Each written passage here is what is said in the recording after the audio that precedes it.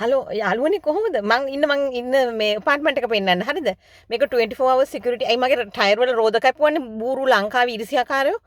රෝද කපලා මේ පස්සේ මට මේ දුවයි පුතයි මේ පොලිස් වලට ඉන්ෆෝම් කරපුවම මේගොල්ලෝ security තමයි මේන් මේවා කරන්නේ. think about that. කරලා මට දැන් security එක දීලා තියෙන්නේ. ඉන්න මම පෙන්නන්න මගේ අපාර්ට්මන්ට් එක. මම මේ කාර් එකේ ආවා. අද පන්සල් යන්න ඕනේ නායක හම්දුරුවන්ගෙන් නැකතක් බලා ගන්න මට. මගේ බිස්නස් එකට.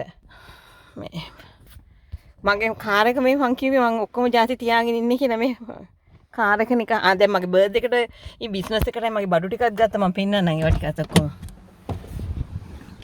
මේ තියෙන්නේ මගේ අපාර්ට්මන්ට් එක. මෙතන 24 hours security එක. මේ මගේ දැන් බර්ත්ඩේ එකට ඔක්කොම මං ගත්තා. මේ පැක් කරලා ඔක්කොම තියෙන්නේ මගේ කාර් එක ස්ටෑන්ඩ් බයි.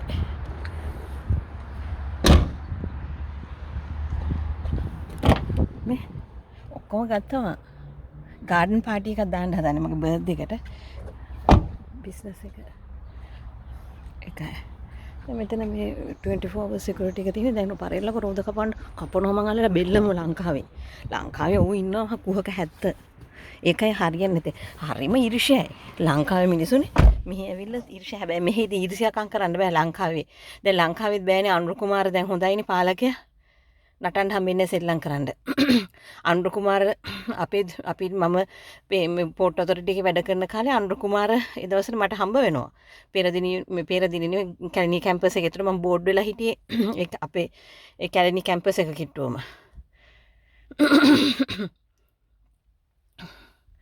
එයාගේ PSO මේ රත්නායක අයියා. අපි නූර මිනිස්සු ටික තමයි ලං කරන් ඉන්නේ ඔක්කොම ටික. දැන් චන්දන කියන්නේ ඒ දවස්වල අපේ අත්තම්මල හැම වටපුලුවේ වෙද මහත්තයාගේ පුතාලා තමයි මේ ඔය චන්දන සූරිය බණ්ඩාර. සද්ධා මංගල සූරිය බණ්ඩාර. ඔක්කොම ලං වෙලා ඉන්නේ නූර මිනිස්සු. නූර මිනිසුන්ගේ වැදගත් තාලේ ඒකයි තේරෙන්නේ. අනුර කුමාරත් අපේ ජාතියේ ඉන්න හොඳ මිනිහෙක්නේ මාතලේ දේවහුවේ. මේකයි කියන්නේ කුලය නෙවෙයි බුදුහාමුදුරුවෝ කාලයේ දීපේ දේශේ කුලයේ මව් බැලුවා. හොඳ උඩරට කුලවන්ත මිනිස්සු තමයි හොඳ. මම කුලේ අදින්නේ ඒකයි. කුල හීනේ උන්ට බෑ. කොහොමද? ඔය පේනවනේ කුල හීනයාගේ ලක්ෂණ මොකද උනේ මහින්ද